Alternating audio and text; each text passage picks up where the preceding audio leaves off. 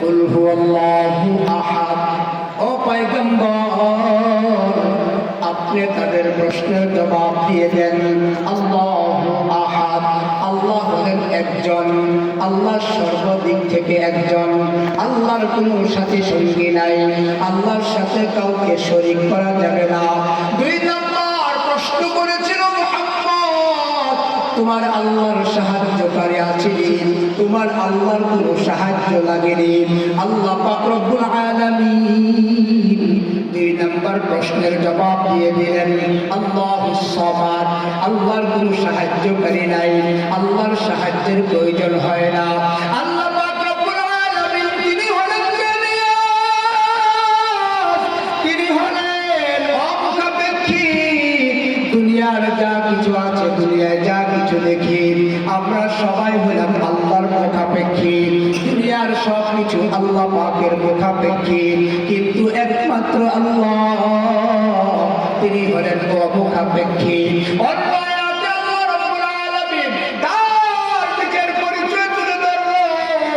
আল্লাহু লা ইলাহা ইল্লা হুয়াল হাইয়ুল কাইয়্যুম লা তাখুযুহু সিনাতুন ওয়ালা নাওম।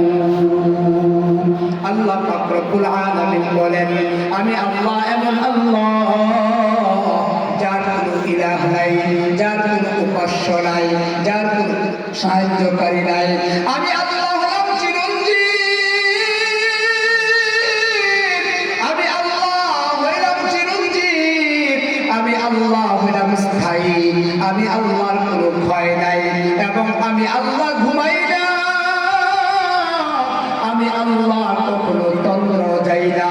কেননা ঘুমানো এটা আল্লাহর সিফত না, তন্দ্রায় যাওয়া এটা আল্লাহর সিফত না, ভয় হয়ে যাওয়া এটা আল্লাহর সিফত না, একদম শেষ হয়ে যাওয়া এটা আল্লাহর সিফত না। এই জন্য আল্লাহ পাক রব্বুল আলামিন বলেন, আমি আল্লাহ ঘুমাই না, আমি আল্লাহ তন্দ্র যাই না। কেন জানো? বান্দা তুমি যখন বিপদে পড়ে যাও, বান্দা তুমি যখন সমস্যায় পড়ে যাও, বান্দা তুমি যখন বিপদে পড়ে যাও, আর তখন যদি আমি আল্লাহকে আল্লাহ বলে ডাক দাও, আমি আল্লাহ যদি তখন ঘুমায়া যাই, তাহলে তোমাকে বিপদ থেকে উদ্ধার করবে কে? এই জন্য আমি আল্লাহ ঘুমাই না। আল্লাহ দুই নম্বর প্রশ্নের জবাব দিয়েছেন আল্লাহ অমুখাপেক্ষী, আল্লাহ কারোর মুখাপেক্ষী না। এরপর প্রশ্ন করেছিল, হে মুহাম্মদ, তোমার আল্লাহ বিয়ে শাদী করছেনি? তোমার আল্লাহর কোন সন্তান সন্ততি আছেনি? আল্লাহ পাক রব্বুল আলামিন বলেন, লাম ইয়ালিদ ওয়া লাম ইউলাদ, আমি আল্লাহ কারো থেকে জন্মগ্রহণ করি নাই, এবং আমি আল্লাহ কাউকে জন্ম দেই নাই। জন্ম দেওয়া আল্লাহর গুণ না, জন্ম দেওয়া এটা আল্লাহর সিফত না। এই জন্য আল্লাহ জবাব দিয়ে দিয়েছেন লাম ইয়ালিদ ওয়া লাম ইউলাদ। কেননা খ্রিস্টানরা এরা মনে করে আল্লাহ বিয়ে করছেন, মরিয়ম আল্লাহর স্ত্রী, আর ঈসা পয়গম্বর আল্লাহর পুত্র। বলেন নাউজুবিল্লাহ।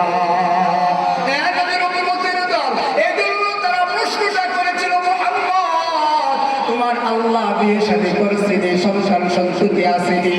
আল্লাহ পাক রব্বুল আলামিন এই সূরা ইখলাসের মধ্যে 3 নম্বর প্রশ্নের জবাব আল্লাহ পাক দিয়েছেন লাম ইয়ালিদ ওয়া লাম ইউলাদ, আমি আল্লাহ কাউকে জন্ম দেই না, আমি আল্লাহ কারো থেকে জন্ম গ্রহণ করি না। 4 নম্বর প্রশ্ন করেছিল মুহাম্মদ, তোমার আল্লাহর শক্তি কেমন? তোমার আল্লাহর শক্তি সমর্থন কেমন? তোমার আল্লাহর শক্তি আসেনি, আমাদের বাহিনীর সাথে পারবেনি? বলেন নাউজুবিল্লাহ। এই 4 নম্বর প্রশ্নের জবাব আল্লাহ পাক রব্বুল আলামিন এই সূরা ইখলাসের 4 নম্বর আয়াত নাযিল করে দিয়া দিলেন, ওয়ালাম ইয়াকুল লাহু কুফুয়ান আহাদ। আল্লাহ বলেন, আমার সমকক্ষ কেউ নাই, আমার সাথে পারার মতো কেউ নাই।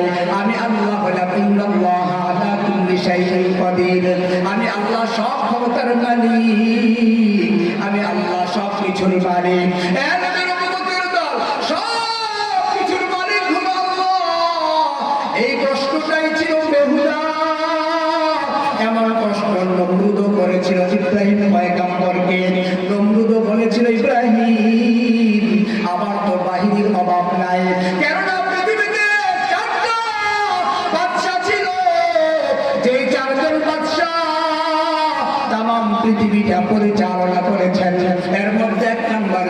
নমরুদ, দুইজন ছিল কাফের, দুইজন ছিল মুসলমান, বলার সময় নাই।